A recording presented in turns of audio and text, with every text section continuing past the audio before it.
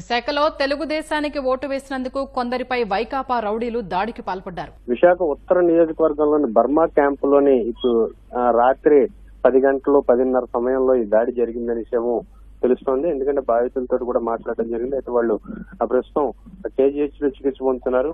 హైదరాబాద్ నుంచి వీళ్ళు ఓటు వేయడం కోసం ఇక్కడికి వచ్చారు. పోలింగ్ పూర్తి అయిన తర్వాత 10:30 ప్రాంతంలో రోడ్డు మీద మాట్లాడుకుంటున్న సమయంలో వాళ్ళు వచ్చి మద్యం మత్తులో వైసీపీ మద్దతుదారులు వచ్చాము, విచక్షణారహితంగా అక్కడ ఉన్న ఇటుకలతోటి వాటితోటేమో వెళ్లే తలలు పగలగొట్టడం జరిగింది. పల్నాడు జిల్లాలో 144 సెక్షన్ కొనసాగుతోంది. మరోవైపు పల్నాడులో పోలింగ్ రోజున విధ్వంసం సృష్టించడానికి వైసీపీ చేసిన కుట్రలు బయటపడ్డాయి. తాజాగా వైసీపీ నేతల ఇంట్లో నాటు బాంబులు లభ్యం కావడం తీవ్ర కలకలం రేపుతోంది.